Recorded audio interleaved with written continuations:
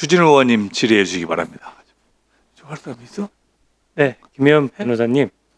그러니까 아까 그 장애인분들하고 저 극빈이신 노인분들을 주로 무료 변론을 해오신 거죠? 네, 그렇습니다. 예. 먼저 감사하다는 말씀을 드립니다.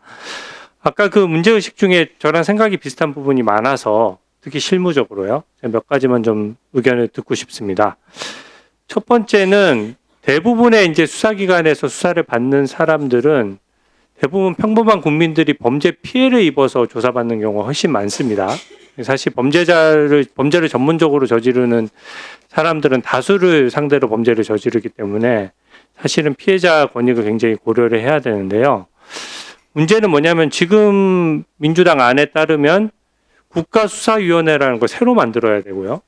또 중수청이라는 것도 새로 만들어야 되고 공수처는 지금 만들어진 지 4년밖에 안 돼서 지금도 좀 혼란스러운 상황이면서 실적이 없는 상황이고 또 경찰은 또 국가수사본부가 또 따로 있습니다. 그리고 또 검찰은 또 공소청이 되면서 보안수사를 못하게 되고 또 그것을 통제하기 위해서 국가수사위원회에서는 감찰이나 이런 걸 해야 되거든요. 이렇게 세계적으로 이렇게 유례 없을 정도로 복잡한 제도가 되다 보니까 실무적으로 저는 서민들이나 어떤 일반 국민들께서 자기 사건이 어떻게 됐을 때 어디에 이의를 제기하고 이의 제기 절차 결과 어떻게 되는 것인지에 대해서 변호사인 저도 지금 헷갈리고 이 제도에 대해서 정확한 이해가 어려울 정도 복잡하게 설계되어 있거든요. 그 부분이 서민 피해로 직결된다고 보는데 좀 어떻게 생각하십니까?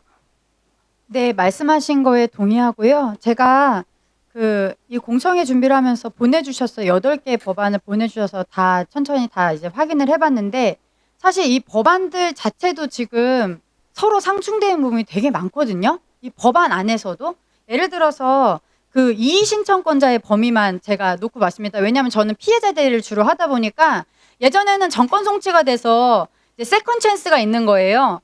경찰에서 무혐의 의견으로 송치됐다 그러면은 이제 피해자 입장에서는 더 할 거 있나 찾아보자 뭐 이렇게 해서 더 써내고 뭐 이렇게 말씀을 드리고 이런 게 있었는데 지금은 이제 그런 게 없어지고 이의 신청만 하다 보니까 그게 건당 330만 원인가 받는 변호사들도 생겼습니다. 그러니까 원래는 공짜였는데 몇백만 원이 드는 절차가 된 거죠. 그런데 그 이의 신청만 놓고 봤을 때 지금 그 국수입법에 따르면 피해자, 고소인, 고발인을 이의 신청할 수 있게 해놨는데 중수청법에 따르면 고소인과 고발인만 할 수 있게 돼 있고 또 수사절차법에 따르면 고소인만 할 수 있고 고발인은 또 제외하게 돼 있어요. 그래서 이거는 지금 비용 추계가 가능한 수준이 아니고 이 법안 내에서 서로 진짜 연구 용역이라도 작게 돌리셔가지고 이게 상충되는 부분을 정리를 하시는 걸 한 다음에 비용 추계를 하셔야 되는 게 어떤가 심각하고 말씀하신 대로 지금 형사 변호사들도 형사 변호사들한테 물어보고 있는 수준이에요. 너무 복잡해졌기 때문에. 네. 그래서 이 법안이 나와서 흐름도를 그려봤는데 흐름도 자체가 나오지 않는 수준입니다. 네, 이미 문재인 정부 때 일방적으로 민주당에서 추진했던 검경 수사권 조정 이후에 모든 국민들이 체감을 하고 있습니다. 사건 처리가 일단 결과로서 보여줘야 되는데 사건 처리가 지연됐어요. 저도 변호사 생활을 계속 몇 년 했는데 사건 처리가 예전보다 지연됐다는데 동의하지 않는 변호사나 국민은 저는 없을 거라고 생각하고요. 또 아까 좀 주목할 만한 부분 중에 수사권이 지나치게 경쟁했을 때의 문제점.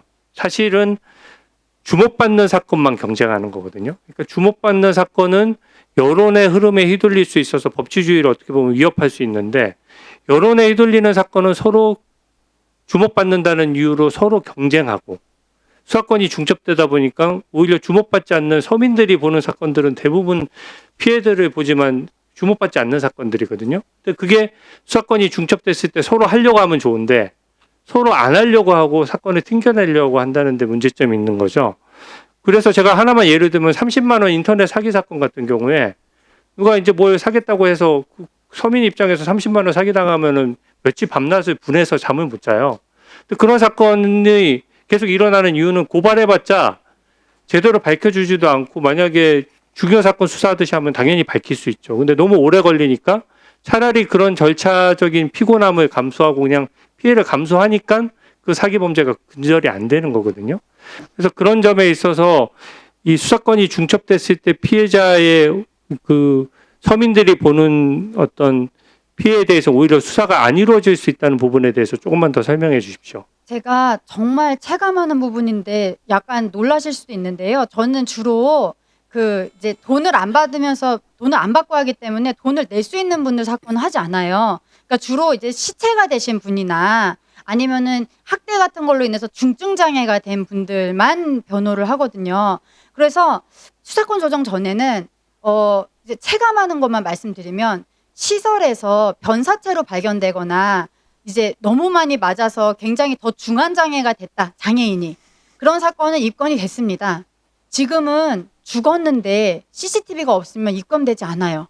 실제로 그 사건을 여러 개 경험했고요. 하나 더 있습니다. 아동학대도요. 그 막 사회적 관심이 높아지니까 다 전화하면은 다 신고가 되고 처리가 될 거라고 생각하시지만 사실 현장에서 가장 중요하게 문제되고 있는 게 방임학대거든요. 그러니까 실제로 뭐 때리거나 뭐 어디 굶기거나 묶어놓거나 이런 신체적 학대는 아니지만 그 아주 지저분한 데서 아예 돌보지도 않고 그냥 동물 키우듯이 이렇게 키워서 계속 핸드폰만 보게 하는 그런 아이들이 굉장히 낮은 자존감으로 여러 문제를 안고 살아가는데 그거에 대해서 학교 선생님이 신고를 해도 입건되지 않고 있습니다. 그 이유를 들여다보면 일단은 지금 경찰에서 수사를 다 집중하다 보니까 인력이 너무 부족하고 이제 그런 문제가 발생하고 말씀하신 대로 요약해서 진술해 주시기 바랍니다. 네, 중요 사건에 대해서는 더 이제 거기에만 많이 차출되는 그런 구조 때문에 발생하는 문제입니다.